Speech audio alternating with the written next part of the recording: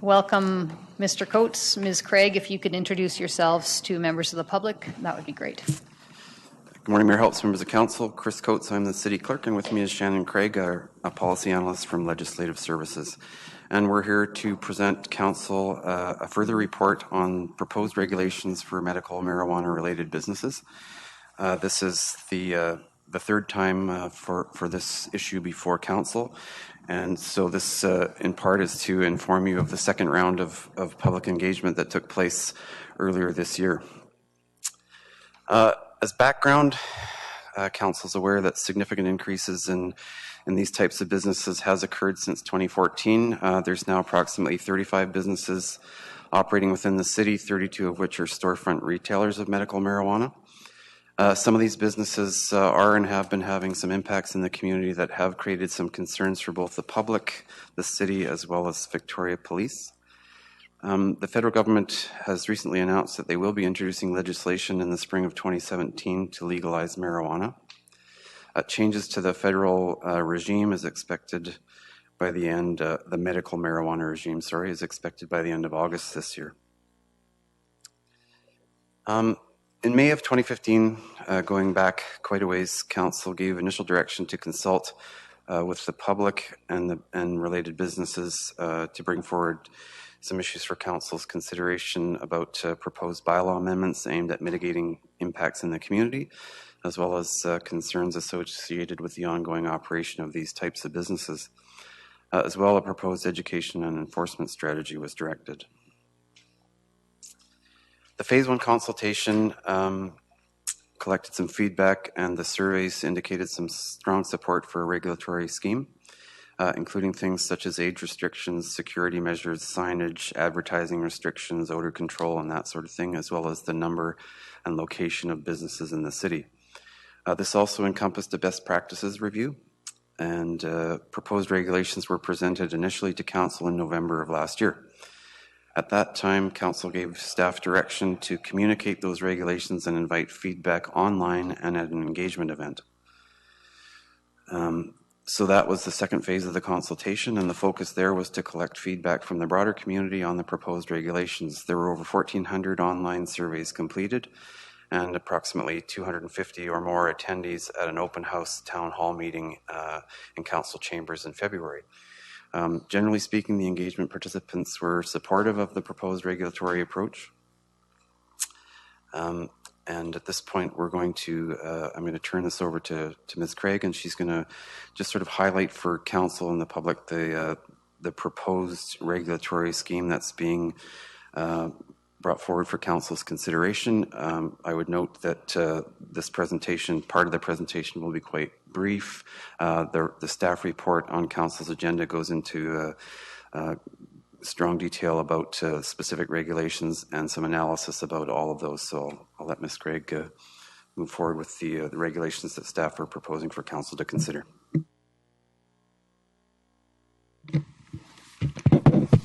Thank you. So I'd first just like to highlight a couple of the regulations that were in the initial proposal to council and that you'll see from the report we are no longer recommending. So I just wanted to go through those two and give a little bit more detail about those. The first one that I wanted to discuss is about edible products. So we know a lot of these businesses are selling products, food products that contain marijuana. There's some concerns associated with that sale. Certainly the primary concerns are that consumers will overestimate the required dosage or that others will accidentally ingest the products. Sometimes the packaging and labeling of these products is lacking. There's also a secondary concern associated with food safety. As we heard both in the first round of consultation and from a further letter that's on the agenda, certainly Island Health and the Chief Medical Health Officer would support a ban on the sale of edibles. But we certainly heard through public feedback in the second phase of engagement that many individuals experience a lot of benefits from the use of products and were opposed to a ban on the sale of edible products. I believe in terms of the survey, 74% of our participants were opposed, and we certainly heard that same opposition from many speakers at the town hall. We don't have a lot of authority, the city, to implement many of the measures that would address the health and safety concerns associated with edible products. We are recommending that health and safety warning signs be posted, and we feel that that may mitigate some of the concerns. But certainly based on the feedback we received during the engagement, we are no longer proposing a restriction on the sale of edible products. The next regulation that I want to highlight is the one that was with respect to mail-in delivery. So we had some concerns that retailers do lose their ability to screen customers and prevent purchases by minors if sales are conducted other than an in-person basis via mail or some other form of delivery.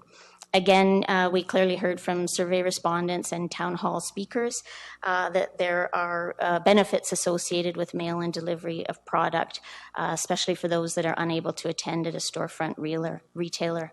So based on the feedback that we received on that issue, again, we are no longer proposing a prohibition against the mail or delivery of products.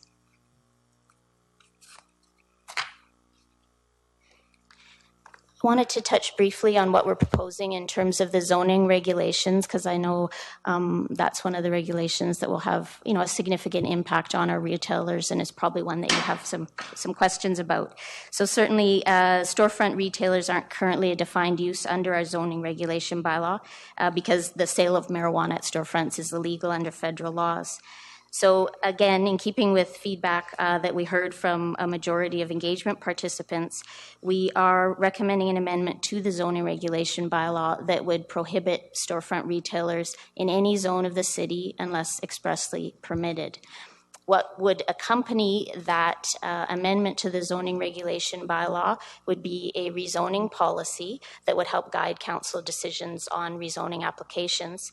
We've attached a proposed rezoning policy to the report, and what it indicates is that storefront retailers should be at least 200 meters from schools and also from other retailers. As I mentioned in the introduction to this regulation, we do have a number of businesses that will be impacted because they are clearly within 200 meters of one another. Our preliminary analysis of locations seems to show that nobody is too close to a school. In terms of the process for managing these rezoning applications, if council wanted to go in this direction, we're recommending that our typical city rezoning process would be applied.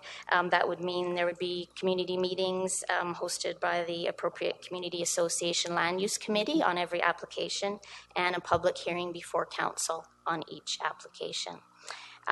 As you can imagine, this would have some impacts on staff in the development services division to process an expected influx of these applications.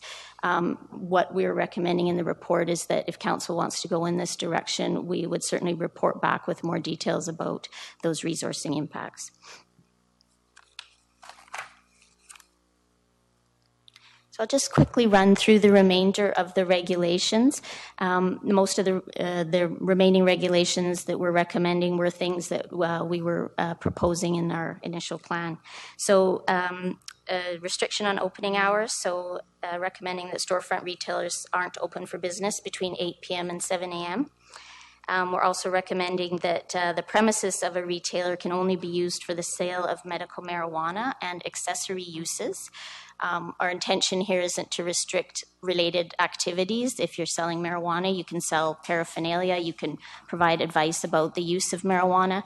We're saying unrelated types of activities would be prohibited, such as cafes, that sort of thing.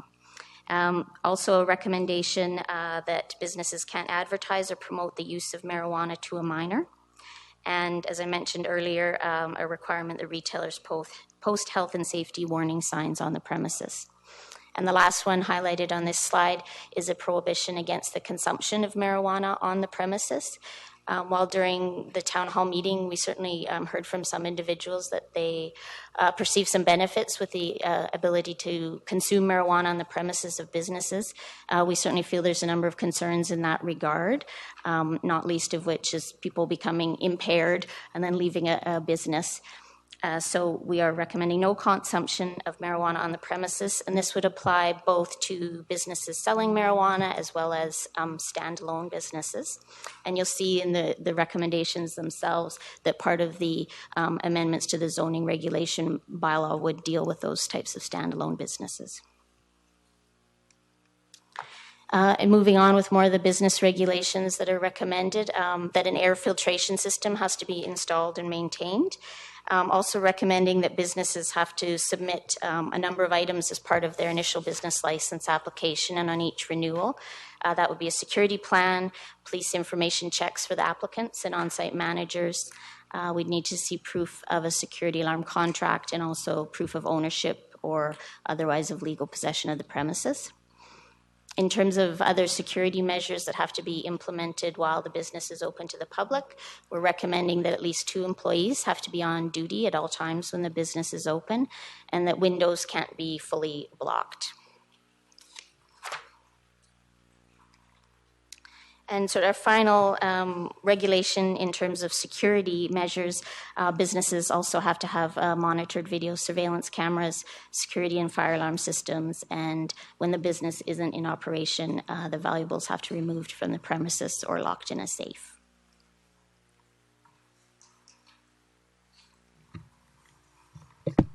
In the staff report in the agenda package, there's a number of detailed recommendations for council to give consideration to. In short, this last slide highlights those, and that is to firstly direct staff to bring forward for council's consideration a zoning regulation amendment bylaw that expressly prohibits storefront medical marijuana retailers unless they're permitted in a zone specifically, as well as businesses that allow consumption of marijuana on site.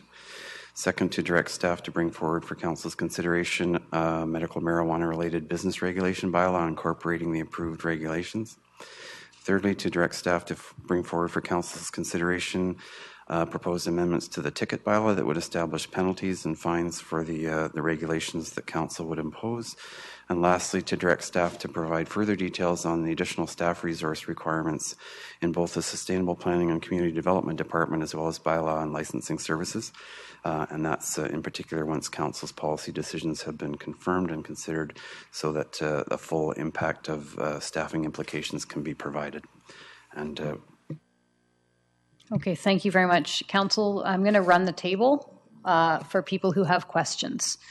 Councillor Madoff. Thank you. Just a very basic question at this point. If the recommendations were supported by council, what would be the process for existing businesses that are already within 200 meters of each other? Would it be first past the post in terms of a rezoning, or is there a process that you're suggesting?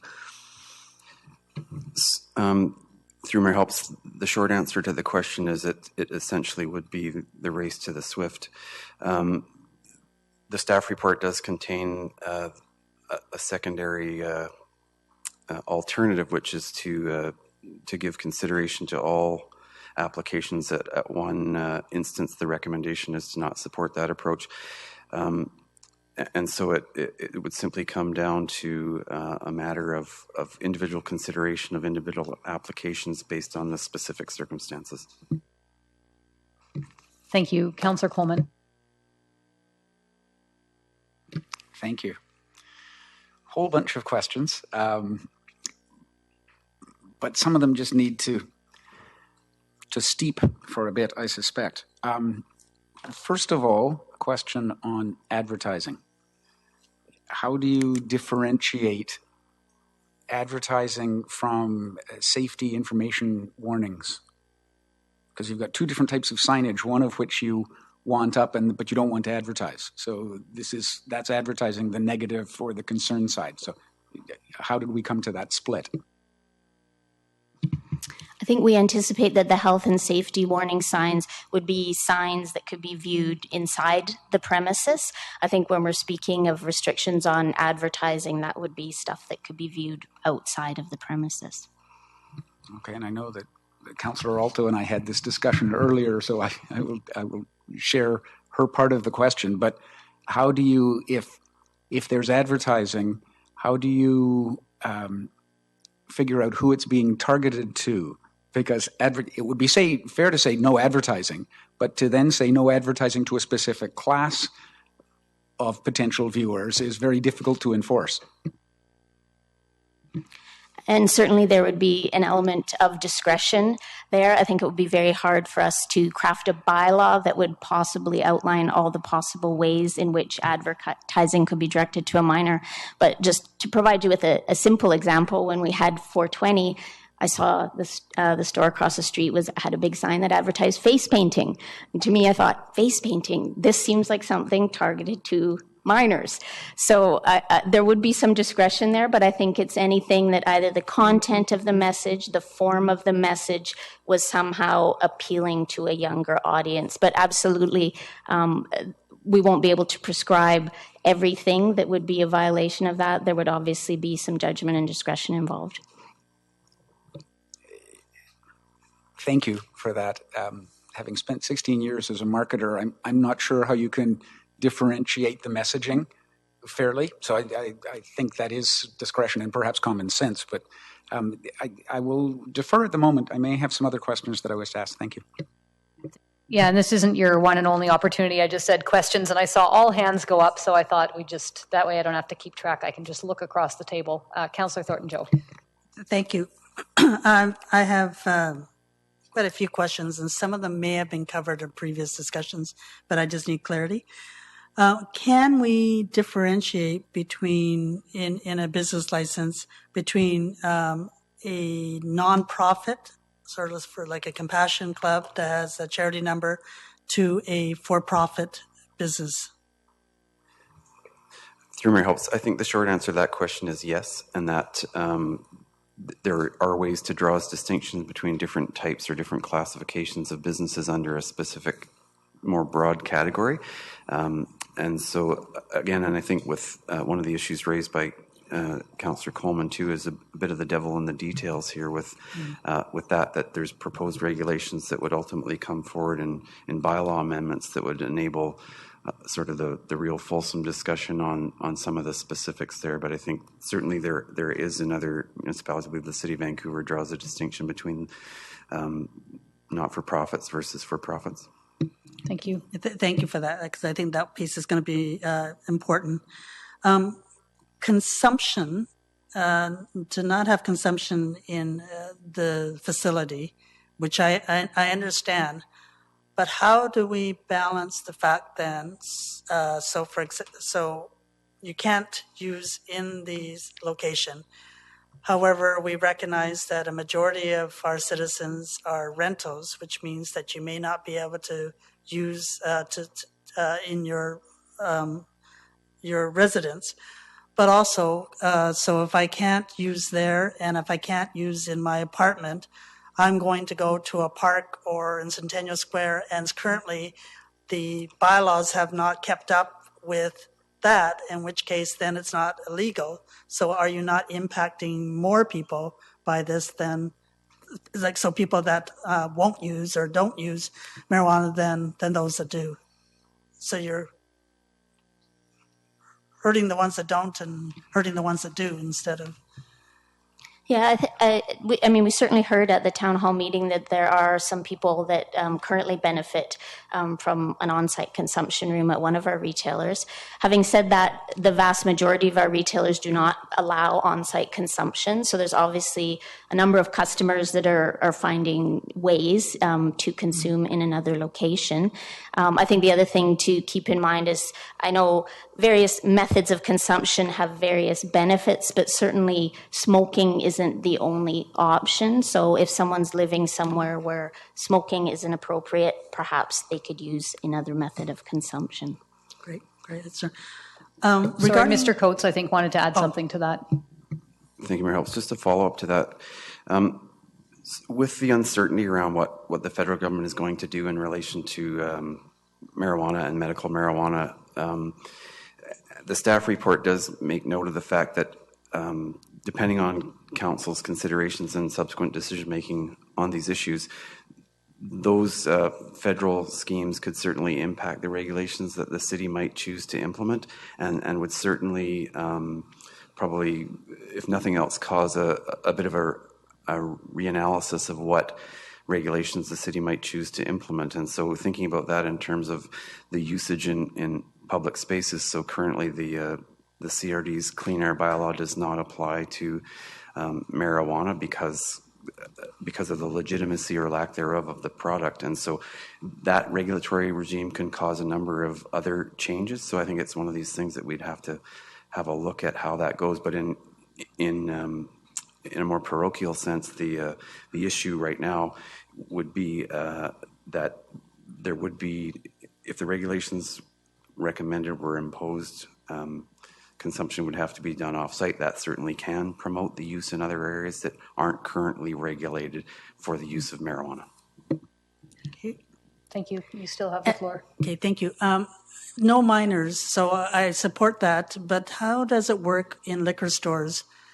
So a minor can't come in. I think it's unless you're accompanied by a guardian or adult. So often when I'm at say a liquor store, you'll see a parent with a child. Would this still be the same for this, or would we need to make it in the bylaw that you had to be with a guardian? Or It certainly had been suggested that we allow minors to be accompanied with a guardian, but the recommendation is no minors on the premises, absolutely.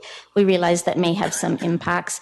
Again, as with anything, there would be some discretion in enforcement. Obviously, if someone's in there with a very young child and says, I just had to run in here, you're probably not going to give them a ticket. Our concerns are, with older children, if you say they can be accompanied and you find them in the store, if they're with an adult friend, they'll say they have an accompaniment there. I think the other reason that we feel that an absolute prohibition is necessary is because we can't actually put in place a regulation that says you can't sell marijuana to a minor. That's outside of our authority. There are rules like that in place for liquor stores. You can't sell liquor to a minor. So I think in the absence of having that tool, we're kind of relying on the second best tool, which is we just don't want to see them in the business. Hopefully that sort of has the effect of they're not being sold marijuana. okay, and my last question for now is, you mentioned proximity to schools and similar businesses. Would we need to use wording if there was concerns about daycares or any other youth facility, or do you think that covers? I think in some other cities they had stronger language that had a little bit more than just schools and similar businesses. So the exact wording that is in the proposed rezoning policy is that the retailer should be at least 200 meters in a straight line from closest lot line to closest lot line from a public or independent elementary or secondary school. So that covers the schools. And then also a storefront retailer should be at least 200 meters from another lot where a storefront retailer is permitted, whether or not active or not. So the way that the proposed rezoning policy is worded now, it does not cover community centers or daycares. It only covers elementary and secondary schools and other similar, by similar business we mean another storefront retailer. Certainly this is just a proposed policy. If council wishes to make changes, absolutely. And you'll notice from the recommendations at this point we're not asking for approval of the rezoning policy. That would sort of come later after any public hearing on the zoning proposed zoning regulation bylaw amendments if council wanted to go down that route. So there's certainly still time to tweak this, but what is proposed is simply a distance from schools and a distance from similar retailers. The reason we use that language, we're just modeling it on what we used for liquor retail stores. Okay, thank you for now. Thank you. Councillor Young, questions? Thanks. We've had those no smoking signs on the wall of city council chambers for many, many years. I think they're the same signs. I remember them because I think they were installed upside down. So I believe they predate the CRD no smoking bylaws.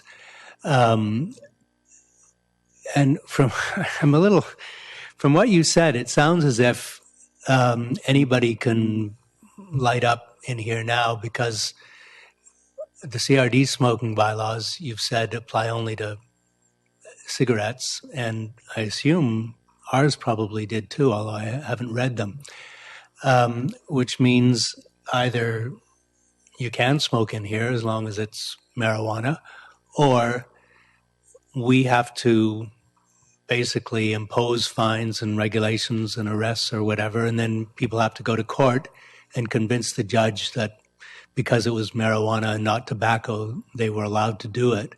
And I guess the question is, if we pass this, does this mean the marijuana shops will be the only place in the city where you can't smoke marijuana?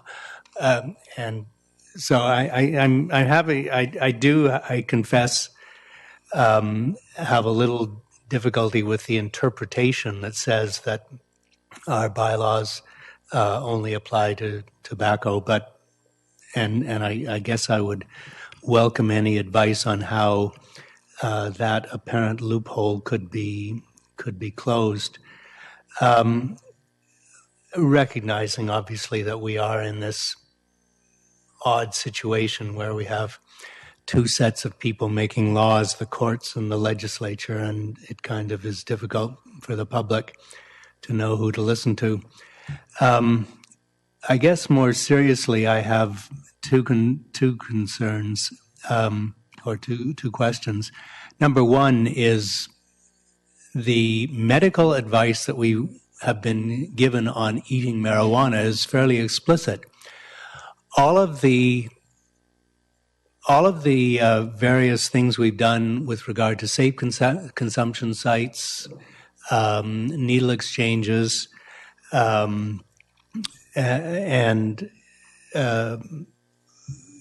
so far have been consistent with medical advice that says these things may be not consistent with public views, they may impose damage to the public, but they are good for the consumers, if you like, in terms of their overall health outcomes. We've received a couple of some communications that have been fairly explicit to say that they do not believe that selling edible products is consistent with the overall health outcomes of our public or consumers. So I guess I am troubled by the advice that we should your advice that we should not heed their advice. The second thing that I could ask you to address is this 200 meters from other establishments. And I guess I can see a whole lot of concerns that people have with marijuana retailers, but I can't see any additional concerns that would result from having 5 of them lined up in a row. Why? Yeah, they're competing, but they're subject to all the issues of security and the advertising regulations and so forth. Why is it a bad thing that they're all together instead of spread out in every neighborhood so they're convenient to the consumers? So I think with regard to the latter question about the 200-meter distance from other retailers, certainly in doing a best practices review, we saw that this was certainly a best practice in a lot of other jurisdictions. Vancouver, I believe, Denver, Portland had similar restrictions. And I actually, as part of the research on this, contacted our community planning staff and said, what's the best thoughts in community planning? Do you want these things clustered in one area, or do you want them spread out? And the answer I received was, well, there's sort of different schools of thought on that. So I don't think from a planning perspective there's a real definitive answer. I think some of the issues associated with clustering of businesses would be neighborhood impacts. I've heard terms like ghettoization of an area. If you have too many of a similar type of business in that area, that might have some neighborhood impacts like loitering, late night hours, those sorts of things. One of the other possible benefits that could be achieved from the 200-meter rule would be to limit the number of businesses in the city. If that's an objective that council would like to achieve, that might serve to achieve some of those objectives as well. Mr. Coates. Humor helps. Then in terms of the first question about the edibles, and so it's a particular challenge and has been a particular challenge in trying to rationalize a recommendation for council to consider in this regard. So initially the recommendations were for council to consider not taking that on. The public feedback was quite strong around sort of other related benefits to the consumer about using marijuana in a form that isn't smoked. So the health benefits of that, the lack of the regulatory ability of the city to become involved in a regulatory scheme on edibles is problematic. And so it's one of the most difficult recommendations I think that we had to formulate to present. And so I think sort of leaving it at that it is very difficult. The medical officer of health continues to be strong, as council's aware, with his recent correspondence in relation to the recommendations that are before you. And so it's just a particular challenge to come forward with a recommendation either way that isn't sort of fraught with issues on either side. Thank you. Do you have further questions? Okay.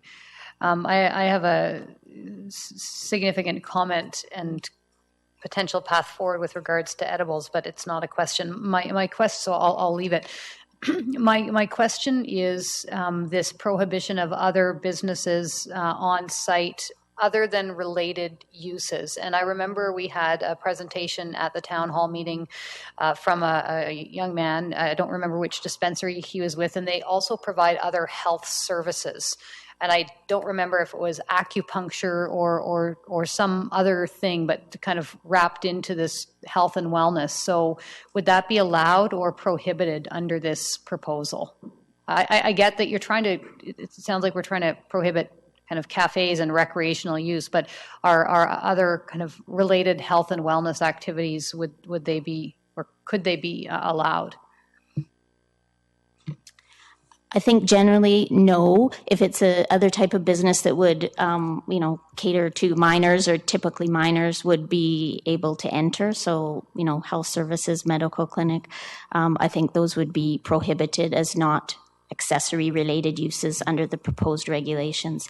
Having said that, I do know, one business has approached me, indicated desire to provide health services, but they're going to have a separate entrance and a separate area. So certainly, if it's a separate business, separate entrance, but it's sort of associated with a neighboring business, that's fine. Okay, thank you. And that might be the way that this business, whoever it might be, plans to get around it. Thank you. That was my only question. Councillor Alto, questions?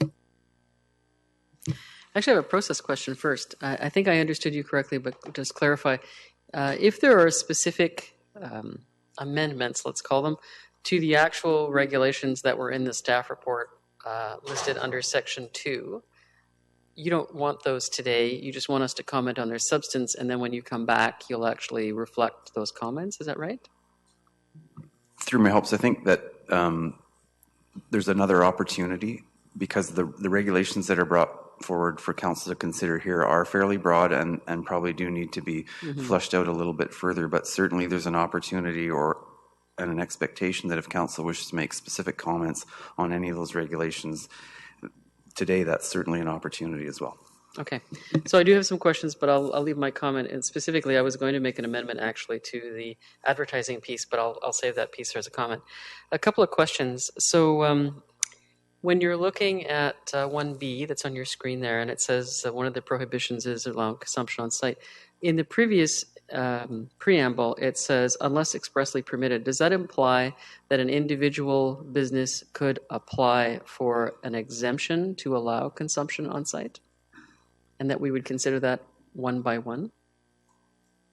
Through my helps, yes, because any zoning regulations can be applied to be modified through the rezoning process. So I think the idea behind the first point of this recommendation is to make sort of a broad and general establishment in the zoning bylaw that the retail and consumption of marijuana in the city is prohibited in any zone unless it's expressly permitted in another one. And so that then, because there is no permitted uses in any of the other zones that take on those two issues, that they would be applied for. Yes. So I could apply for the purposes of having the site and also specifically say, I would also like to apply for an exemption to allow consumption. Okay, thank you for that. Referenced in some of your regulations are the requirements for video recording or videotaping and monitoring of the videotaping. Does that also imply that there would be a time period during which those recordings would have to be kept so they could be reviewed after the fact, or are they just live cameras? Yes, there'll be a requirement for I believe 21 days is sort of the accepted industry standard. Those types of details would come forward with the bylaw amendments. Great, very good. And I was going to ask you to talk about enforcement, but I'll leave that because you do a really good job of explaining that in the report. And I was going to also ask about the Compassion Club's differential, but I think that question's been asked, and we'll comment on that in a second. Let me just clarify what I think I understand. So the zoning application, the application of the zoning bylaw would apply to the entire city. And so even both the existing and potentially new services would come forward to apply for permitting wherever they were. It didn't matter. And it didn't matter if they exist or they're brand new, correct? Through Mayor Helps, yes, that's the approach. That so in order to establish a baseline is that it's not permitted anywhere, and so that means it would prompt an application from any business that wanted to carry forward with that sort of operation. Okay, great. And then I think finally my last question, and I certainly will have some comments in a minute. You referenced coming back with some comments about the effect on staffing resources of applying and enforcing this new regulatory scheme. But one of the pieces that struck me in reading it was the likely considerable impact that this would have on community associations as we require them to participate in CALUC events.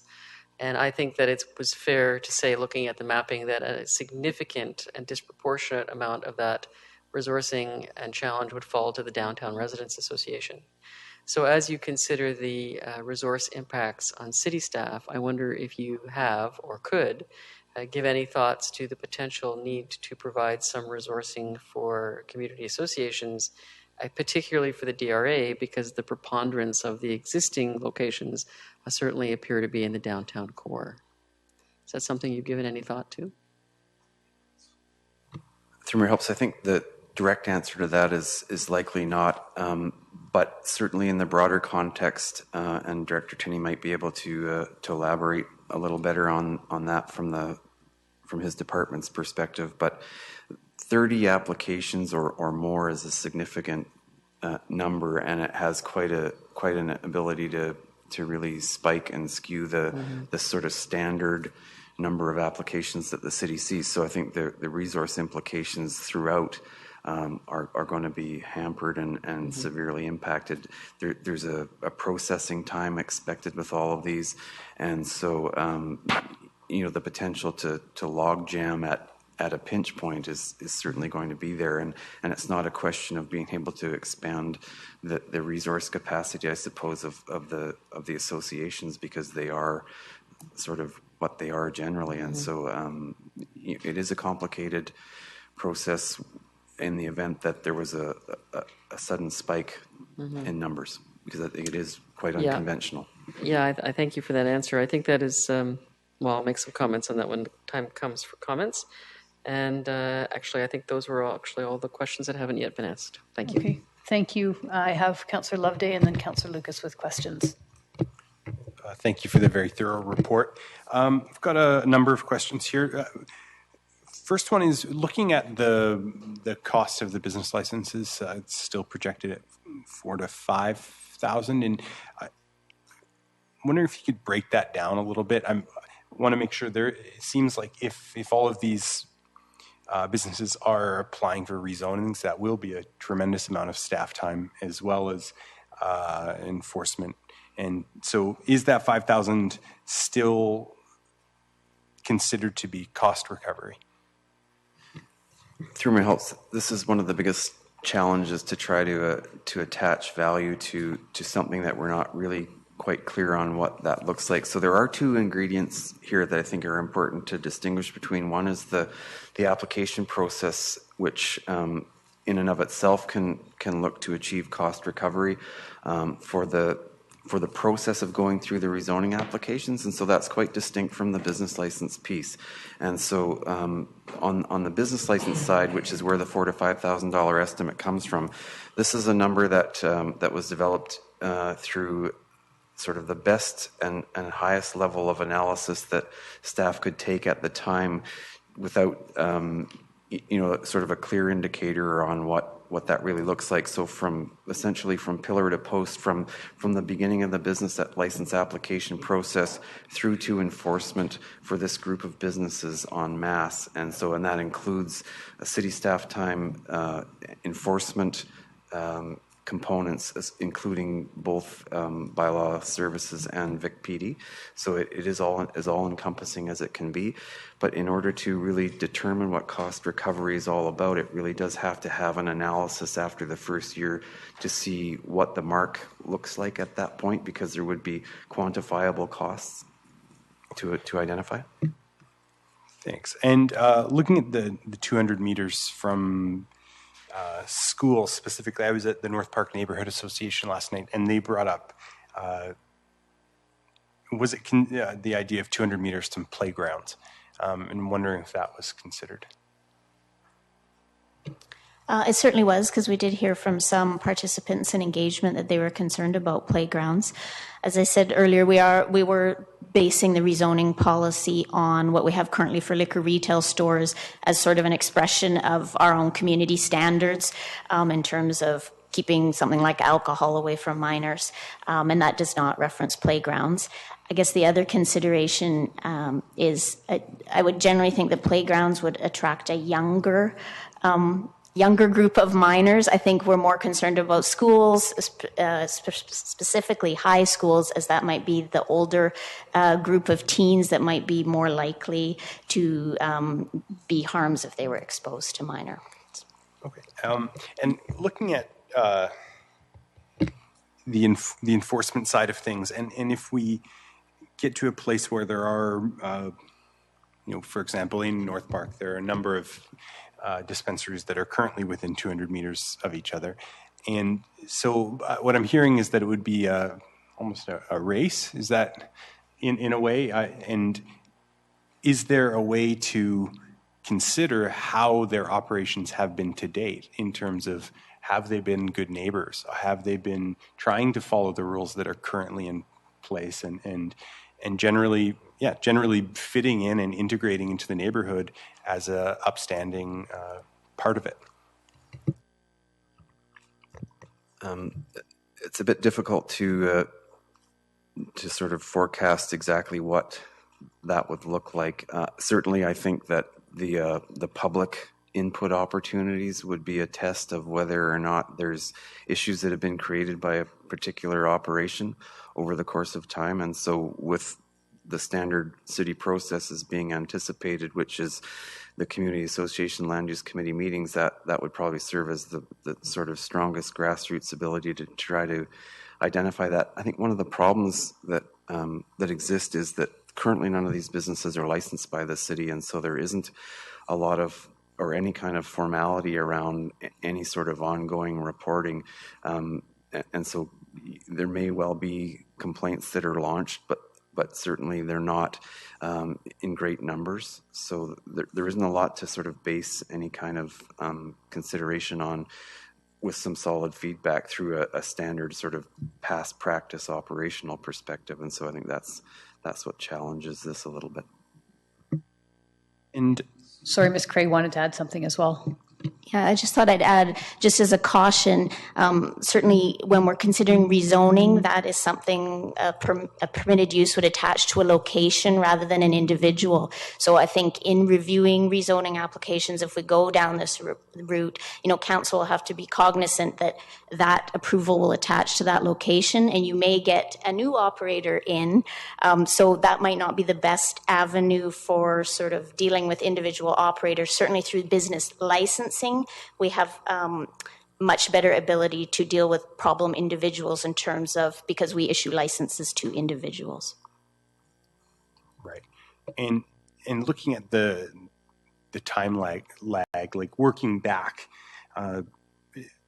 So I guess this is multiple questions, but the federal government has said they're looking to spring 2017 have marijuana be legal. So working back, if rezoning processes take 6 months, if we're starting from now, I mean, we can get from today to spring 2017 pretty easily with our regulations just be coming into effect. So I guess, have we heard anything new from the federal government as to how they plan to bring in legalized marijuana?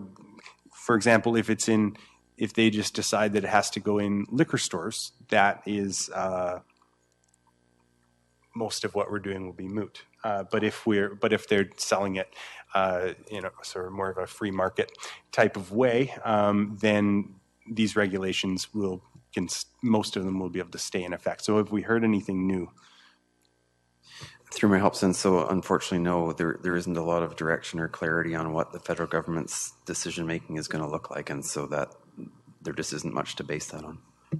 And I guess further to that, so looking at the recommended process through a rezoning, and did we consider just adding retail medical marijuana dispensary to a different zoning, to a different zone? So adding that as a fair use, so there wouldn't need to be rezoning for each individual, and we could just deal with it as a business licenses.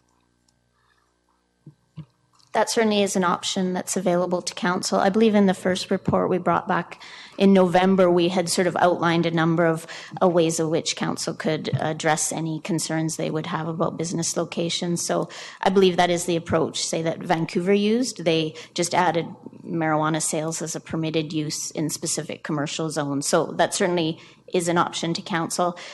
You wouldn't then likely have the opportunity for individual rezonings and individual input on each application. Also, I just would add, we've been advised that isn't, unless you sort of mapped out those areas and found the ones that weren't close to other schools, it wouldn't be an effective way of doing the distancing requirements, certainly not between retailers, because once an area was retail use was allowed in that zone, you could have 5 or 10 establishing in the same zone. So it wouldn't be effective if council wished to regulate the distance between businesses. Right. Okay.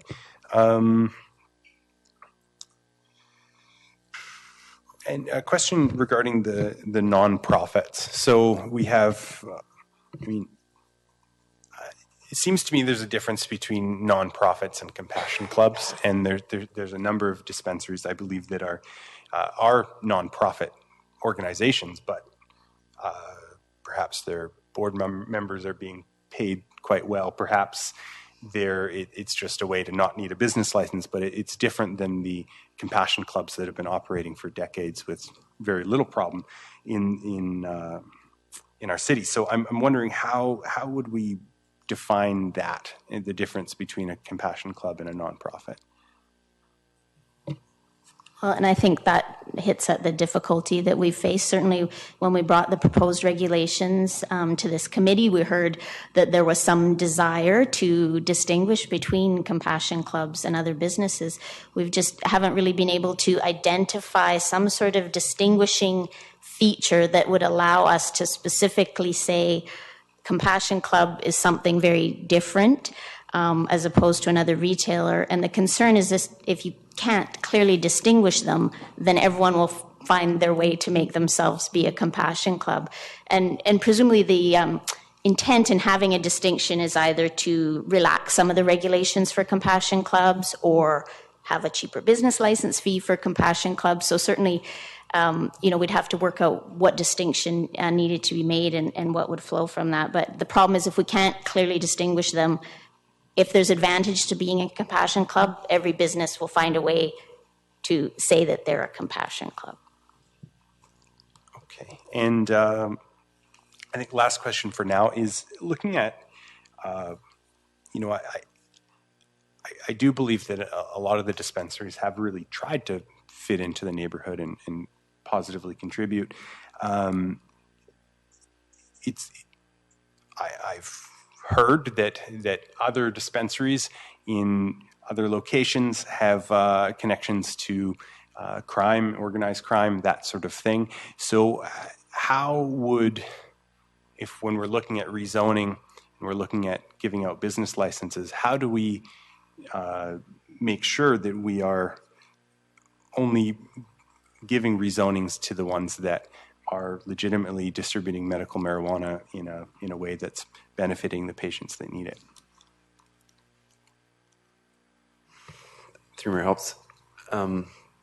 So with a suite of regulations that, if council were to adopt them, that will serve as the sort of the operational approach that the businesses have to comply with, from to the extent that the city is able to regulate. And I think this is where it's probably important to make reference to the notion that the city's trying to regulate something that within its purview, and so there's only pieces of that are within the city's purview to regulate, and that's certain business elements, because the actual product and the primary activity is not something that the city can sort of consent to or not consent to, because it's outside the city's jurisdiction, the whole issue of the sale of medical marijuana. So that makes for another set of challenges with trying to manage that, and that's sort of fundamental to the approach. That's it for me now. Thank you. Councillor Lucas. Thank you.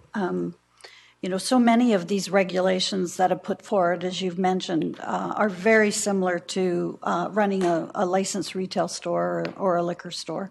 But the one difference that I see, and so my question is around police. So if I have a problem at the liquor store across the street at the hotel, I call the police, they come in, and they go after the thief or the troublemaker or the underage people that are in there, and they charge them. So what happens when the police get a call to go into one of these stores? Do they have to arrest the owner of the store because they are selling a illegal drug, as well as go after the person who is doing the theft? Like, what happens to the police in this situation if we actually say that these are now going to be regulated by us at City Hall? Where do the police fit into this? Through Mayor helps. I think the role of the police in this is generally outside of the regulatory scheme that council is giving consideration to, and so that is the standard approach that they would take with any kind of federal jurisdiction here. And so in terms of the regulations that council is giving consideration to, much of that, if not all of that, is something that the city, through our bylaw enforcement group, would monitor and manage on an ongoing basis. And there may be instances of overlap depending on certain of the regulations, but for the most part, the bulk of them would be something that our bylaw enforcement group would look after. And again, exclusive of the product, because the city has no ability to regulate the product sale or production or distribution. So in the case of, just so I make sure I get this right, at the liquor store, if I am outside the boundaries and bylaw sees somebody in there that's over the age of under the age of 19, they deal with that. But if it's an issue that somebody comes in with a gun, bylaw, I wouldn't be calling bylaw for something like that. How will these shops be able to know that they can call the police when they're selling it? Like, have we heard from the police on how they feel that they're going to fit into all of this? Through Mayor helps. So through the process, and certainly the last time this issue was before council in November, Vic PD was present. Maybe I'll defer to Ms. Craig to just talk about some of the history that she's got more of than I do insofar as Vic PD's role. But certainly I think just to bring again to council's attention that part of the whole process of why these recommendations are under consideration and this issue is brought before you is because of concerns of Vic PD as well. And I'll just defer to Ms. Craig for some more details on that. Yeah, so certainly when it comes to enforcement of criminal laws, and absolutely if a business was being robbed, as part of what they need for their security plan, there will be a buzzer system.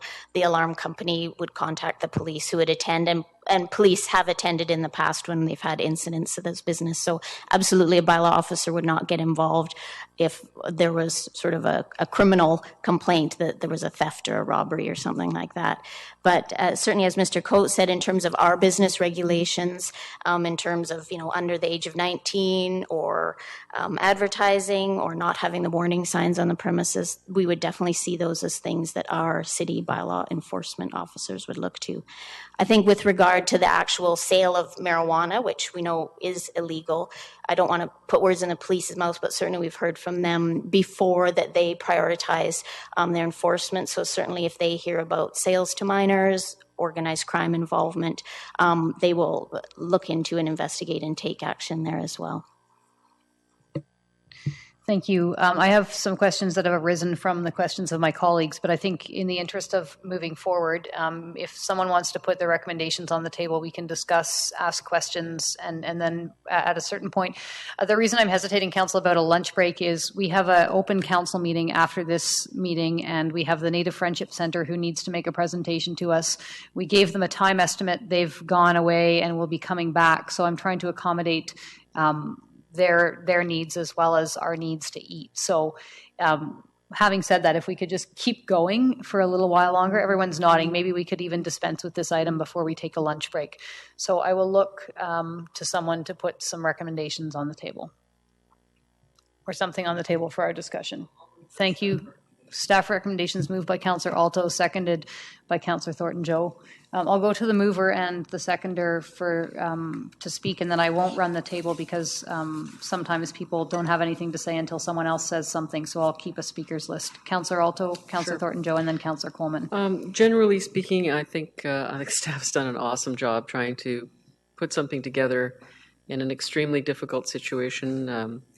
Some of the comments of my colleagues remind me that I wasn't particularly supportive of us moving in this direction back last fall in the anticipation that the federal government would come forward with some more specific direction, and I gather that they will. And the fact that it's going to take them another year means obviously that this is something we should attend to now, although I think it is likely that we may find ourselves with a very short time frame of application of these regulations. At least I hope it would be.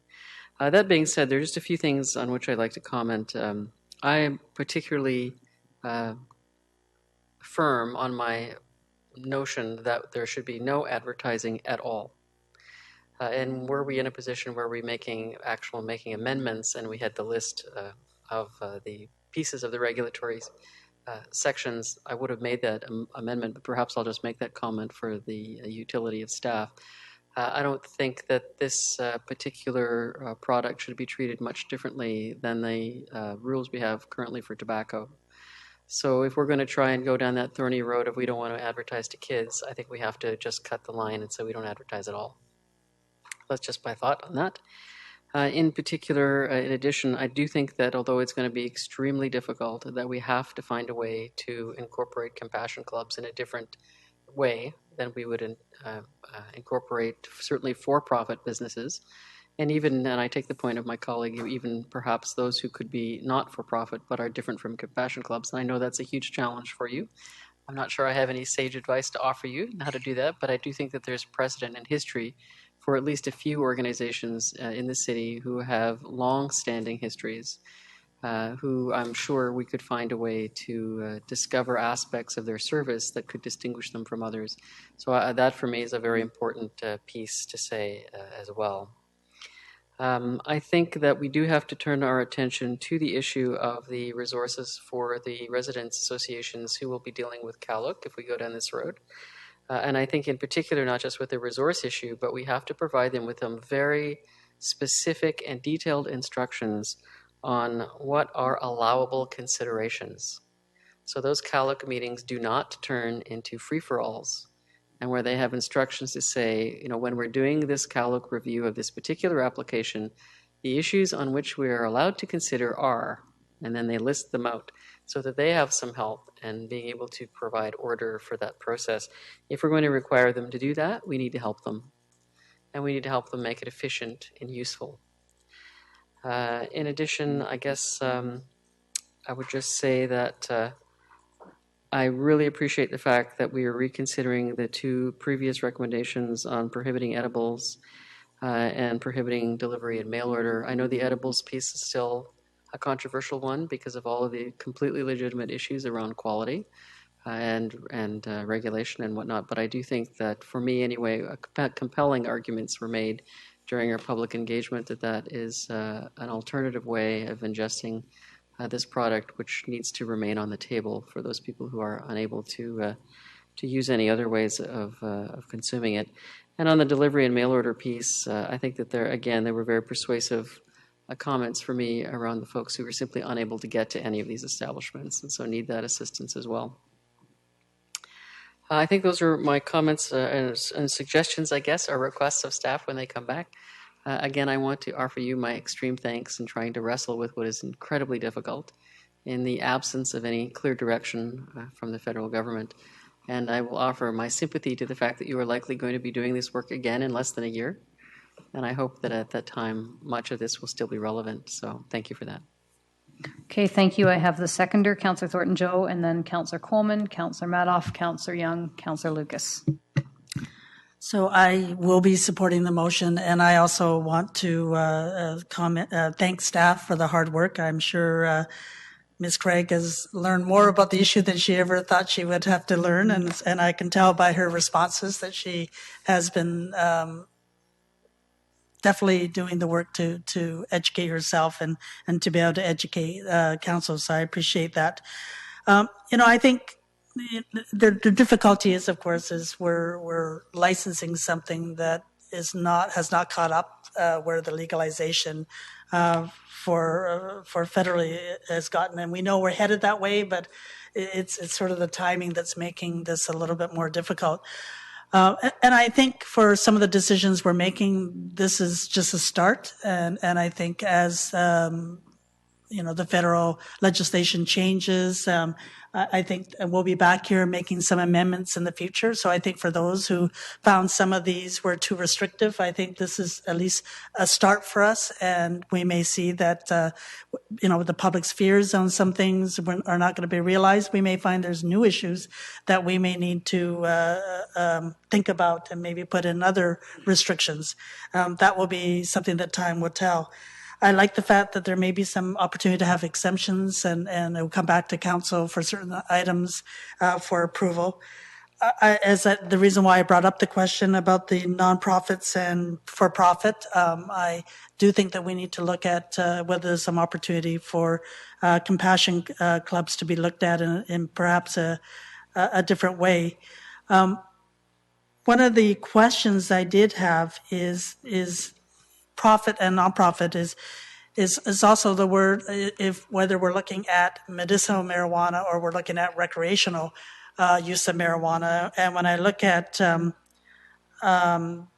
Appendix D, when we look at storefront marijuana and the definition being a premises where marijuana or product containing marijuana is distributed, I'm a little confused of whether these businesses are supposed to only be for medicinal purposes, and I know that opens up a whole different category of whether there is strong enough, policy in place how people can get a medical approval. But are we saying that this is for recreational use as well, and if so, should it be in the wording that it is storefront medical marijuana retailer, not just retailer for marijuana? So that's a question. Then I have a final comment. Yes, we've drafted the rezoning policy, and to specifically just talk about marijuana generally, we're hoping to anticipate any changes in the federal regime. Presumably, from a community perspective, the same issues would be of concern to the community, whether it was selling for medical or recreational purposes. So we've done that by design. We feel that would place us in a good position for any new scheme that comes down from the federal government. So yes, we're specifically just talking about marijuana in terms of the rezoning. We don't have the authority to regulate who the product is being sold to. So, you will see there's nothing in our proposed regulations that says you're only selling for medical purposes. We simply don't have that authority. So we're trying to capture what may be coming down the road with new federal regulations. Okay, thank you for that clarification. I do want to echo Councillor Alto, and I think Councillor Coleman mentioned that I would like to see no advertising besides the signs so that people can know what the business is. I think we've already seen advertising of saying special for the week. And it's not even just marijuana. In the work I've done on alcohol-related issues and downtown issues, one of the books that I read about late-night bar behavior is not having advertising for alcohol. So, the 250 Tuesdays or things, those are things that have been found to actually be more problematic than, although it may be positive for the business. When it comes to regulation, it makes it a little bit more difficult. So I would be happy to have no advertising. And I do think we'll have to look at where minors are. I know, as I said, I've had a complaint from a neighborhood that has a daycare, and whether we should be considering that as well. So I don't know where at some point, but I do think that it needs to be somewhere in the motion, whether it's today or whether when it comes back to us, that this definitely would need to be reviewed in a year once it's in effect, so that we can look at whether we can lessen some of the regulations or whether there's some that need to be made stronger. So, but thank you for all the work that the staff has done on this. Thank you. I have Councillor Coleman next. Thank you. And again, thank you for all the work done. I know it's been much broader than you probably first thought it would be. Much appreciated. All 4 of the recommendations are directing staff to go off and do some more work. But in the answer to some of the questions posed earlier, there was the notion that there would be discretion. And I understand that, and discretion is usually based on common sense, but quite often common sense is not a common property. So as we go through this, I need to understand who the discretion is vested in. Is it the bylaw officer who goes to a site? Is it Mr. Coates? Is it ultimately appealable to council, or so I just need to go through that regulatory process. So as we're going through those areas of discretion, and I think it's why perhaps Councillor Alto and Councillor Thornton-Joe said they would like more definitive regulations around no advertising, because at least there's no discretion and it doesn't run the problem of vagueness at some point down the line. But I think that these are the right things to focus on. I think we need to be very careful and clear as we talk about the community engagement process, and I think that's been alluded to a couple of times already. But I'm quite willing to support this, knowing that it gives you more work to do. Thank you. And for other reasons too, no doubt. Councillor Madoff. Thank you. I too am in support of the recommendations. It's interesting looking at these, dealing with such a complex issue, but they've been distilled down in such a way that there's a simplicity and a straightforwardness to the recommendations, which belies the complexity of the issue and all that's gone into it. And I think that's a testament to the work that staff has done in being able to focus on where we have authority and what's practicable as well. Many of the issues that I'm particular interest in have been referenced by my colleagues, but just in order to emphasize them, the areas that I'm particularly interested in or supportive of, the first thing would be no advertising of any kind. And whatever work it takes for us to be able to create a differentiation between compassion clubs, not-for-profit, and retail. And I recognize how easy it is to kind of hide behind a not-for-profit notion. But I think there has to be a way, and hopefully through perhaps other jurisdictions, best practices, because I think we've seen how the compassion clubs have operated, and that's actually the model that I would like to see us following in some ways. So I'd like to see them not being really affected monetarily by a very significant business license fee. I'd also like to have the notion of daycares looked into, playgrounds and community centers. And depending on the lens of whether you think it's the operation that affects the playground or whether you think it's the playground that affects the operation, we might want to turn our minds to that as well, just in terms of what the impact might be. There was a question raised about clustering versus distributed, and I'm very much in favor of distributed. I've seen what's happened in other cities, regardless of what the initiative is, when any particular activity is clustered, even something as potentially benign as entertainment. I think we've seen what's happened when entertainment districts are created. So for me, I see a real benefit in a distributed model that follows the regulations that the city would put forward. I'm also interested in how related health and wellness practitioners could be accommodated, and whether that would be through the separate entrance and separate area. But I think the notion of really being able to connect marijuana consumption with health and wellness should be something that would be encouraged through very clear guidelines.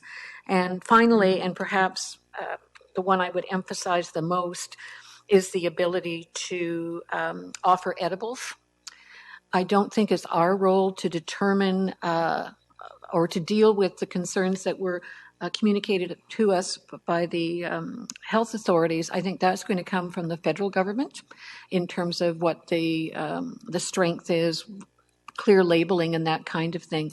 But my concerns in terms of folks who are not able or not willing to smoke marijuana but need it for medicinal purposes and are able to consume it in another fashion is really important. And we would be eradicating a huge portion of the public that does use marijuana for medical therapy who would not be able to smoke it. So I hope we'll be able to deal with that as well. But otherwise, it's just thank you to staff. This is an incredibly complex issue, but I think it's been distilled in such a way that we can deal with it in a very business-like way, which I really appreciate. Thank you, Councillor Young, and then Councillor Lucas, and then I would like to speak as well. Well, like Councillor Alto, I was not happy about us having to enter into this whole area of regulation. But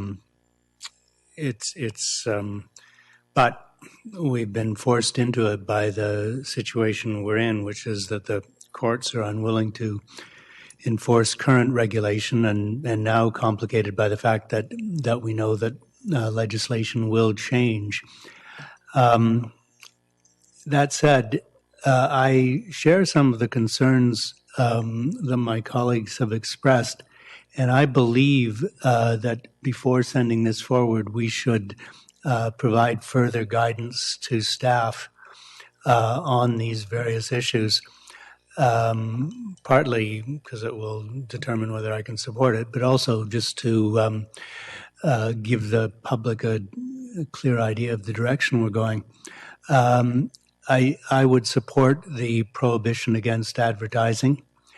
The compassion clubs, I think we have to be a lot more precise about what we mean if we want changes there. I seem to recall a gentleman who was associated with the Compassion Club in this chamber talking about some tax issues, income tax issues that he had. And I was led to believe from what he said that his income from the Compassion Club was in fact very substantial. And surprisingly so. And so it may have been a compassion club, but it was by no means, by my understanding from what he said, a nonprofit, and in fact was quite the opposite. I think if we want to set up regulations along those lines, as the staff said, we can't just go by what people call themselves. Somebody's going to trademark the name Compassion Club marijuana cigarettes or something. We've got to lay out a set of rules. The simplest would be to follow the federal regulations for taxation with regard to charitable status or nonprofit status. So we can follow those regulations if we feel that it's worthwhile to do so.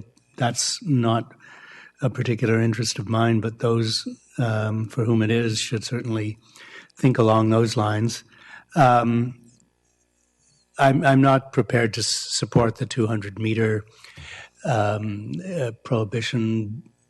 Mostly, I guess there may be some small benefits, but I am thinking of the issue that Councillor Loveday raised, which is by the time we get through this process, it's already complicated enough. If we then layer on top of the complications we're going to face this idea of people competing with our staff to get their application in first and to get to us first, or to get first on the meeting agenda so they get approved before the next guy comes in who's 150 meters away and the other guy was approved 5 minutes before. What happens then? I mean, it's complicated enough. Let's not add one more layer onto it. And finally, the issue of edibles. Yes, we are in a situation where we are essentially regulating something that's illegal.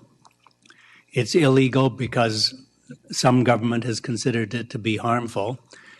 But now we are violating specific medical advice. I think the people who want edibles should develop further regulations, if they want them to be added, that deal with the issue of how you make them unattractive to children, or whatever you have to do to make it so that the health issues that were identified do not materialize. And until that happens, I'm not prepared to provide a blanket permission. We may even, as I say, be going well past what the federal government in the future will be allowing. So we'll have to pull back. Procedurally, although some of these things are in the main motion, some of them are in the regulations, I think it's important to deal with them. I'd be prepared to offer amendments or to the motion that would allow us to address these things. Sure. Well, you one have at the a time. floor. Yeah, well, I will ahead. move that advertising not be permitted beyond minimal signage. Seconder. Okay, seconded by Councillor Thornton Joe. Discussion. Okay, I will call the question. All those in favor of that amendment? Any opposed? Okay, thank you. Next, Councillor Young. I would move that the 200-meter regulation be removed. Sorry, and just to be clear, do you mean 200 meters? 200 meters from another store. Okay, is there a seconder? Okay, seconded by Councillor Coleman. You've motivated already. Do you wish to say anything else? No. Thanks. Yeah, I'm going to speak, and then I'll go to Councillor Loveday and Councillor Lucas. I don't support this amendment, and the only reason, well, not the only reason, one of the primary reasons that I don't is because our staff didn't reinvent the wheel here. They looked at what Vancouver was doing, and Vancouver has, I think, a 300-meter distance between retail stores, but they also have a larger city and a larger downtown. So I think this is completely supportable, and based on Vancouver's experience, they're a little bit ahead of us, seems to be working. I agree. I don't know how people are going to decide. I guess it's whoever gets organized first, gets their application in, holds their community meeting. But I don't know why we would. This would be a substantial diversion from what Vancouver is doing, and I don't understand why we would. Until the federal government comes into creates their regulatory regime, why we would have different kind of patchwork approaches across British Columbia. So I'm strongly opposed to this amendment for those reasons. Councillor Loveday and then Councillor Lucas. I think in some ways this this amendment makes us really face down what we're doing here, and the fact that we have dispensaries that are essentially purporting to sell only medical marijuana. And if this is going just to patients, then we don't regulate how far pharmacies are from each other. And we don't regulate how far doctors' offices are or any other health facility. So if this is a health facility, then I agree that we shouldn't have a 200-meter thing. If we're saying that there are different negative or potential negative impacts to the neighborhood because of these facilities, then the 200 meters makes sense. So is it a health facility, or is this have the same impacts as, say, a liquor store? And I think it's something we have to grapple with. And in looking at that, yeah. Thank you. Councillor Lucas? Well, I'm opposed, or I would like to see the 200 meters put in there. And the reason being is because if in the spring of 2017, if we're lucky, and they come down and they legalize marijuana, then we will see the stores that will be doing more than just giving out medical marijuana.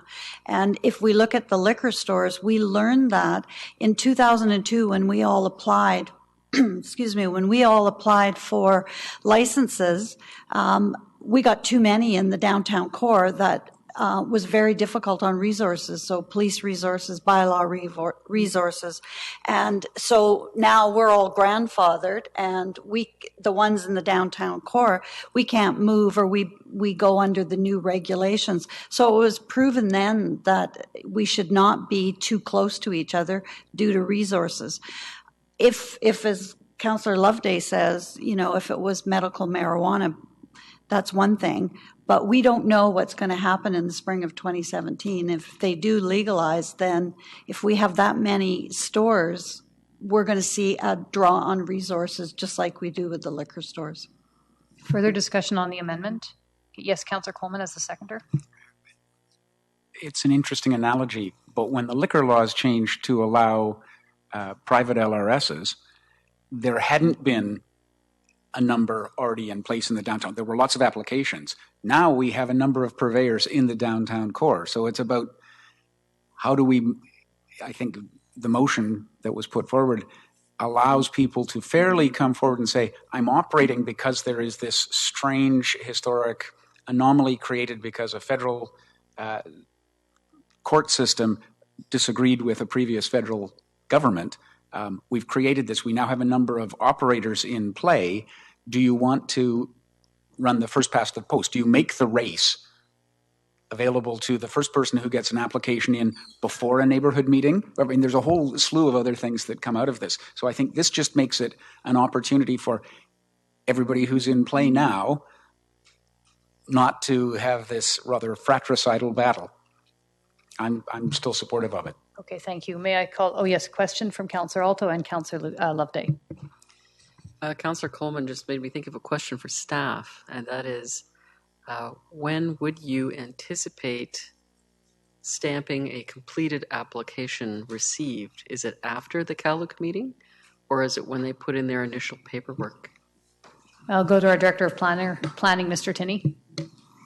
For our process for rezoning is that an application can't be received until the CALUC meeting is held. Cannot be received. It cannot be received. Cannot. So in fact, including this particular or any of the regulations that we've hypothesized today, that increases the burden on the CALUC Community Association resource.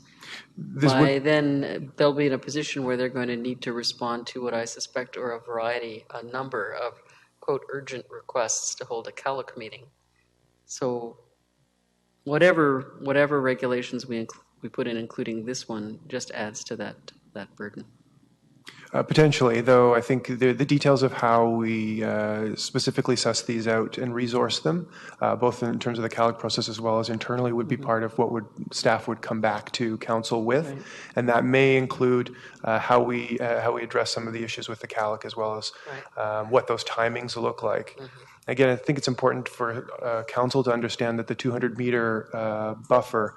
While that is a requirement within the policy, it is still within council's purview for whatever reason, to override that in a subsequent application if an application came forward later.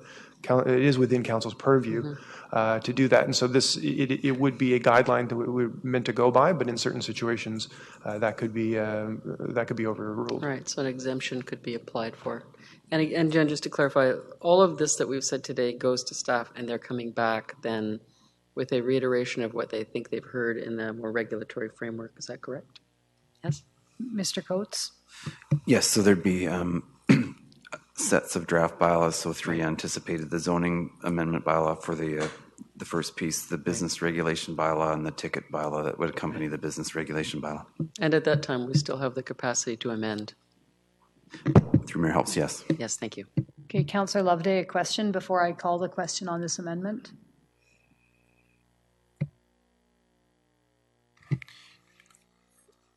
So from the time that we pass the actual policy and say that they need rezonings, what would be the time frame in which currently operating establishments have to apply?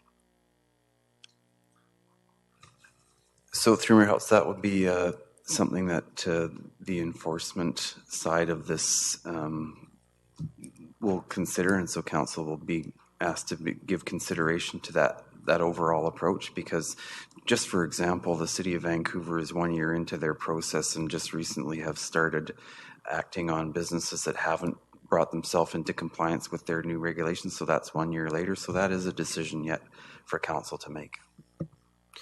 Like, would it be possible, for example, I'm just making this up on the fly, but just saying, like, everyone has 2 months to apply. So rather than having a rush, all the applications are coming and you can consider them together rather than having a race.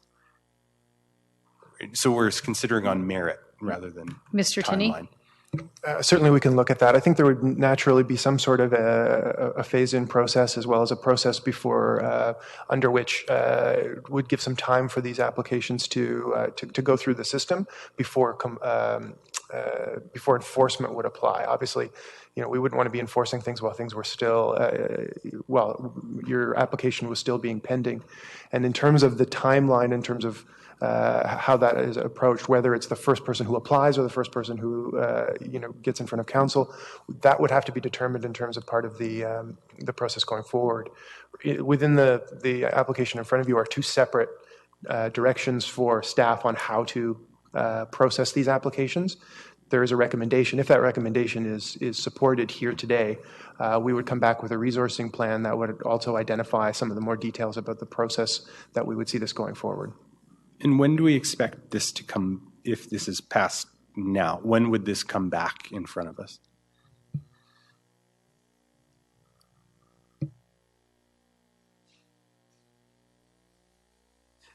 Through Mayor Helps, so the approach, our intent would be to come back in June with the bylaws.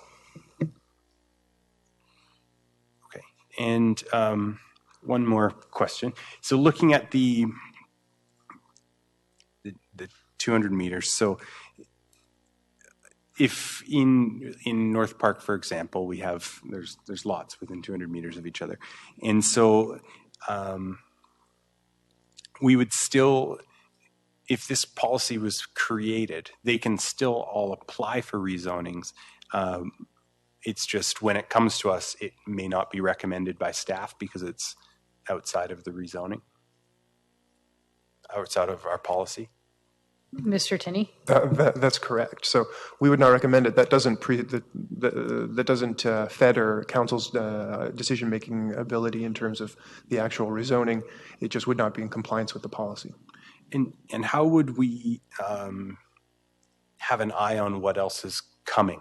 So if there's one, just this is hypothetical, but say there's one, it comes, and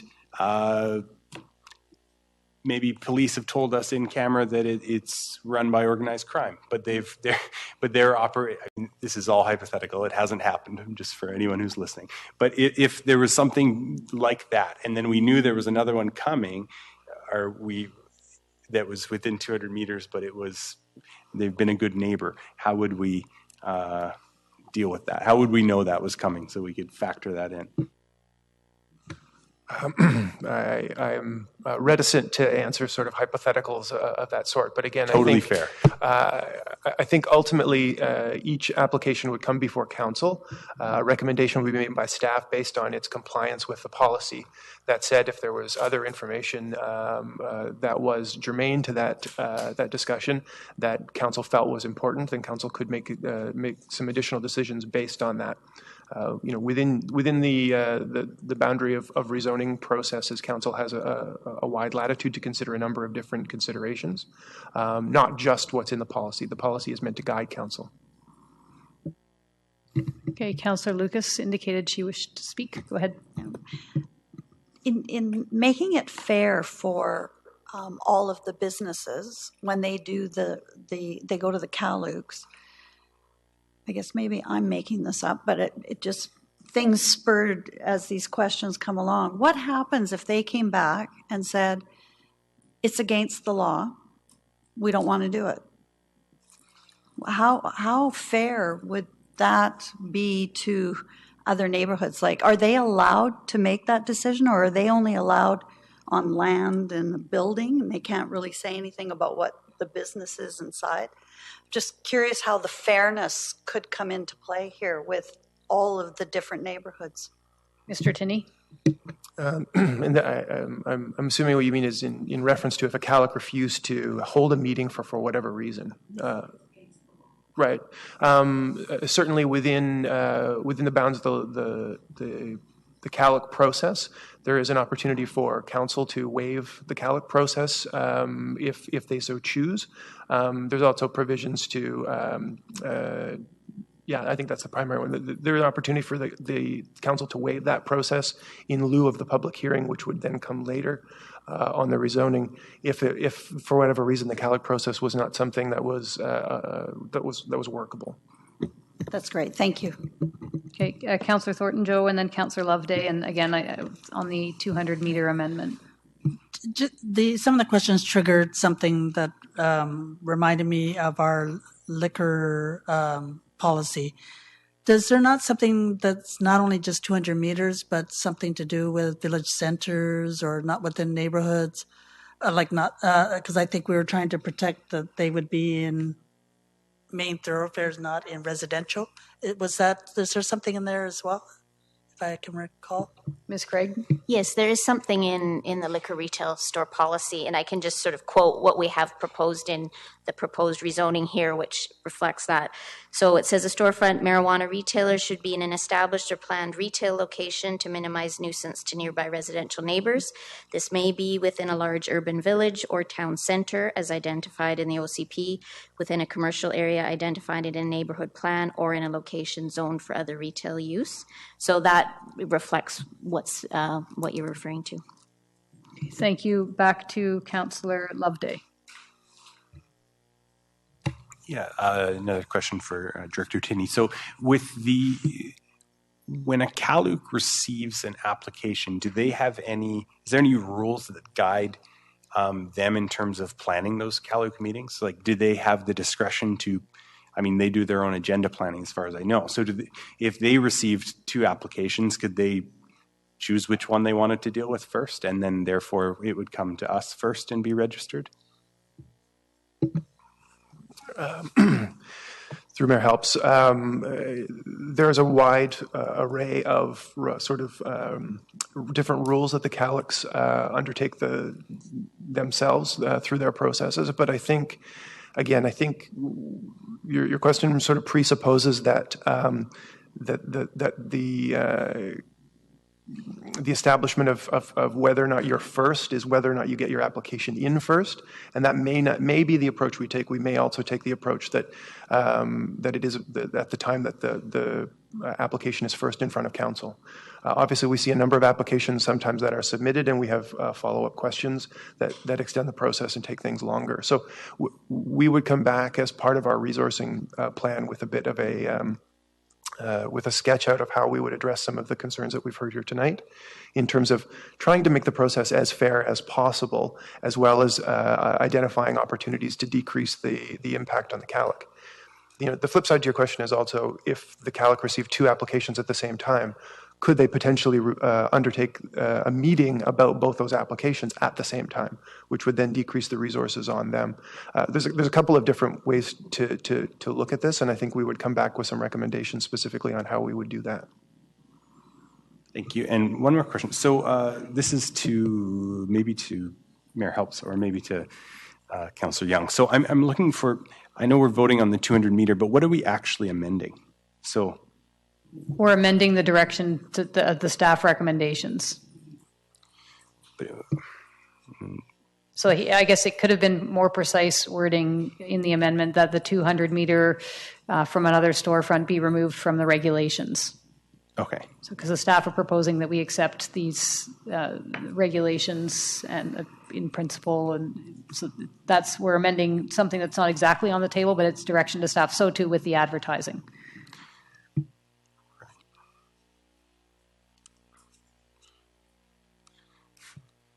Okay, so I'm still torn on whether to support it, I guess is why I'm stalling. Because I want to stop there from being a race. And that's my main concern. I don't think it should be first. Whoever gets here first gets to have it. And so because they're already operating, if we had nobody operating, that would make sense. But it's not the case. So we have people who are currently operating. So I think this is one way to do that, but I don't think it's the only way, and I'm not sure it's the best way. And so I see both sides. Okay, thank you. Yeah. This is one of those times where you might be asked to vote, and if you're not sure, then you'll have to do your best in the moment, recognizing you'll get another crack at this when staff come back with the bylaw recommendations, as well as maybe some direction as to how to prevent a race.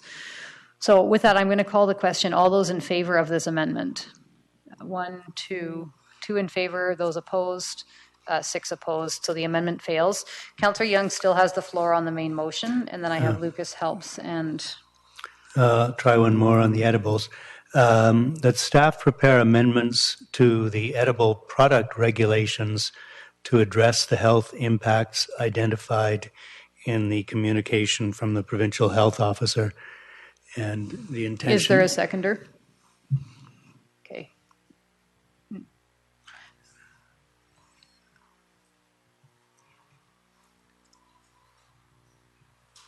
Okay, seconded by Councillor Lucas. So I've got Young, Lucas, and then I've got something to say. And the intention would be that the other elements could proceed, but this one might well require more consultation, both with the provincial health officer and with the public and the industry. But I think the concerns are of sufficient weight that they need to be addressed. Thank you. I've got Councillor Lucas and then myself. Are we speaking on this? We're speaking on the amendment, yes. Thank you. I agree with Councillor Young. I think that there are too many unknowns on the edibles, and I think that the letter we received from our provincial health officer clearly stated that there's been significant increases with children getting their hands on product. We don't know how much of the drug is actually in them. There's no regulation, and I think that has to be looked at, and certainly a lot more has to be regulated. Thank you. For the same reasons that Councillor Lucas is going to potentially vote for this amendment, I'm going to vote against it. I think what we need to do, we're already doing the work of the federal government here. We've spent 2 hours now discussing this when we could be talking about the David Foster Harbour Pathway, which is also another substantial agenda item. I am very loath to take on the work of the provincial government. And so I have a follow-up motion that Council direct the Mayor to write to Island Health requesting that Island Health ensure food and health safety requirements are met for any edible products. That's not our job. It's clearly not our job. So that's, I understand the intention, but now we're going to, anyway, I've said enough, and after this whole thing has passed or not, as in we've dealt with this, I will have that follow-up motion. Yes, Councillor Coleman? Just a question through to staff. Do we actually have any edible product regulations? All we've said is we're not going to go in that area. Through my help. So, no, the city isn't in a position to take on the provincial responsibility to regulate the the manufacture or sale of food products. So the issue here that staff brought forward was whether or not council wished to consider banning the sale of them, but the ability to enter into a regulatory regime is, to our understanding, one that doesn't exist currently. So my point is, we can't amend something that we don't actually have regulations in front of us for. Okay, thank you. Councillor Young, and then I'll call the question. Well, I mean, the whole endeavor is something where we arguably don't have authority. So, I mean, we're acting in a way to fill a void. But I guess the regulations to which you referred, Mayor Helps, I guess my question is, are they referring to the cleanliness of the utensils that people use to cook this stuff up, and whether there are rats in the kitchen and all that stuff, the sort of normal kind of food safe regulations, or do they go to the question of whether a child is likely to see a bunch of attractive looking candies, eat them and die, which is a different set of standards? And I guess I'd like to know whether the medical health, the provincial health officer is going to be addressing both of those under your request, or just the one set of them. My intention is that it's both food safe and, medical related. We don't regulate prescription drugs. We don't see what's in each and every pill. That's not our job. And so I think we can word the letter. My intention is both. I'm not sure if the motion that I proposed covers both adequately, but I mean food safe and medical content, because that's something that's Island Health's responsibility, or someone's responsibility. It's not ours to say what can be in the brownies that are sold in retail outlets in our city. So, okay. I will then call the question on the amendment. All those in favor? Okay. Those opposed? 2 in favor, 6 opposed. The amendment fails. Councillor Young, any further amendments? Proposals? Okay, so back to the main motion. I have myself and, Councillor Lucas, and then myself next, and then Councillor Loveday. Thank you. Thank you to the staff. This is a very well laid out report, and it although it's a very challenging issue, it did help to clarify so many things. We're going to have challenges moving forward. I think they've all been outlined here by different councillors and the mayor. I'm just hoping that the feds come down with the regulations in spring of 2017. I've heard lots of different varying degrees of this, because I think they've realized the complications around it as well. I still have concerns about the ability for police, the position that we may be putting them in. I don't know the answer to that. I don't think any of us do. It's difficult because, as was stated, our judicial system doesn't want to deal with it. So puts, again, the police in a difficult place where for them it is illegal. So I see some of the issues around the rezoning with the neighborhoods, the race to get there. And to me, the 200 meters, seeing what happened in the downtown core with the liquor stores, with so many of us on every block, it was a real test, and it still is today, for resources for our police. So, but I'm certainly going to move forward on this. I'd like to see an amendment to the edibles. I think that's still very important, that we're very careful with that. So, but overall, I think this is supportable. Thank you. I support this. I do have a few questions that arose from questions that colleagues asked in the first round. Mr. Coates, can we charge an application fee that reflects the cost of all of the work that will go into the one-time application, and then also charge a business license fee on an ongoing basis? Just for clarification, Mayor Helps, the first question is specific to the rezoning application? Correct. And that this rezoning application may entail more or different work than other rezoning applications. So through you then, so the intent is, as part of the business case, to bring with that on the planning side appropriate fees to attach to these types of applications? Perfect. That would So be different. there'll be a one-time application fee and then an ongoing business license fee. Yes, Mr. Johnson? The intention behind any proposed fees would be full cost recovery Perfect. for the applications. Okay. Thank you. That's all I'm getting at. Yeah,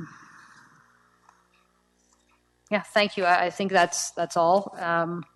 Actually, Your Worship, in your discussion of my amendment, you mentioned you were going to be proposing an amendment, and that is germane to my issue of whether to support this or not. If I can be persuaded that your amendment with regard to the provincial health officer and the edibles. Thank you, Councillor Young. What I actually said is that I was going to propose this as a subsequent motion because directing the mayor to write to Island Health doesn't fit in my, I would rule it out of order as an amendment if it were made by someone else. So presumably I read it out so people would know, but directing me to write to the Island medical officer is not an amendment to this motion. It's a separate motion. Well, it's germane in the sense that it was a substitute for my motion, which failed, and I wonder if we could get some comment from the staff. Have they had an opportunity to consider this and whether this is going to be successful? So I'm going to move that we postpone consideration of the motion on the table so that we can address the other motion to give Councillor Young comfort. Is there a seconder for postponement? Thank you. All those in favor? Any opposed? Okay, thank you. That matter has been postponed. I have a new motion, separate but related to the postponed motion, that Council direct the mayor to write to the Chief Medical Officer requesting that Island Health ensure food safe requirements and any medical considerations are met for the sale of edible products. Second. Okay, thank you. Discussion? Councillor Young. Well, I'll support that, and that will allow me to provisionally support the other motion, the postponed motion as well, at least pending some response with regard to that, because certainly I, like you, would prefer that the provincial authorities address the issue and make the regulations rather than us. I certainly agree with that. Okay, thank you. Councillor Young, or Councillor Coleman, can you just say what you said into my ear? Because I was listening to him and you at the same time, and I can't do that. As this is a separate motion, it actually has to say edible marijuana products. Okay, thank you. And I'm sorry, I can't send motions and do everything at the same time. So what I said was food safe requirements and medical concerns. And thanks to staff for keeping up. Okay, further discussion? All those in favor of that separate motion? Any opposed? Okay, thank you. I will now move that we lift the previous motion from the table. Thank you. All those in favor? Any opposed? Thank you. I was speaking. Councillor Young had a point of order that he needed to raise-ish. That's been raised. I have Councillor Loveday next, who hasn't yet spoken on the main motion, and then I will suggest after Councillor Loveday speaks that we do call the question on this, the main motion as it's been amended. Councillor Loveday. Yeah, I'd like to thank staff for the thorough report and the great work. I do think it's pretty clear. I'm of the mind that we need to move forward with regulating dispensaries. I'm disappointed that we still don't have any information from the federal government that allows us to move forward in a way that we really know what we're working with. And so I will draft something up that'll be a subsequent motion to write to the federal government again, and because it's really unfortunate that we've been brought to this point because of a vacuum of leadership for the federal government. Now we have a new federal government who seems to be taking leadership, but we're not hearing receiving the information we need to receive in order to, I think, make these decisions in a way that we know that we're doing so with all of the information that's available to us. I'm sure there's someone who knows what's going to happen, and we're not in terms of federal regulation, and they haven't shared that information with us. So I'm supportive of this. I'm glad to see the changes in terms of edible marijuana products being allowed. I know that there's a lot of people who are, the regulations in terms of edible marijuana products and also the delivery by mail, I think by not allowing those, it actually harms the people who may need the products the most. And there's a lot of people who take marijuana for their pain and whatnot, but because of health reasons, they don't want to smoke it. And so I think this will help them. And same with people who aren't able to leave the house to get their medication. So I'm supportive of both of those changes. As I indicated, I'm iffy on the 200 meters because I am very concerned about the idea of a race. And I think that we should be making these decisions based on merit and based on how these businesses that do have track records, because they have been open, they have been either integrating well or not with their neighborhoods and either been a good neighbor or not. And so I think we do have information. It's not as well tracked as it could have been if they had applied for business license, if they had licenses all the time. But, the people who live in those neighborhoods and who operate businesses next to them, and their landlords as well, and in some cases, can provide that information. I think that will come out in public hearings, and I just don't want that just to be a race. I want it to be based on merit. So looking at that, I mean, all in all, I'm very able to support it. You saw my brain working, doing the math backwards from spring 2017, and I'm hoping that one, we hear from the federal government quickly, and so we know what we're working with, and we know that whether or not this model for regulating dispensaries will, in effect, be useful after 2017, because it very well could be. And so if we're going in the wrong direction completely, I hope they tell us soon. Thank you. With that, yes, Councillor Thornton-Joe? I don't think we have an amendment yet regarding daycare or school grounds. I thought Councillor Maddow was thinking of it. But I just wanted to reinforce that I think maybe we need to consider, I sent an email to all of you that we received from an agency who gets funded for childcare facilities, and they're concerned about losing their funding because they have a dispensary as well as a lounge nearby.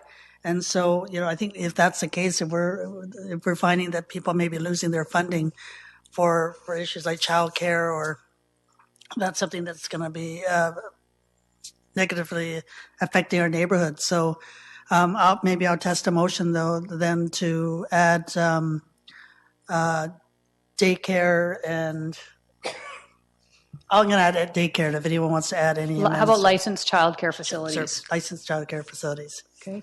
Moved and seconded. Discussion? Okay. All those in favor? Any opposed? Okay. Thank you. Okay. I've already said all my pros. Excellent. I am going to add, though, that I appreciate the amendment regarding the edibles. I'm torn because I am concerned about that is not, whether it's properly packaged and labeled. But I also recognize that a large percentage of people that use edibles are women and seniors, and I've been amazed by the amount of individuals that I know, whether they're relatives or non-relatives, that have approached me and said that how edibles have assisted them. So I do understand the concern, but I do see that this may be an opportunity for another level of government to regulate that or put something in place to assist. Okay. Thank you. All right. And seeing no further speakers, I will call the question. All those in favor?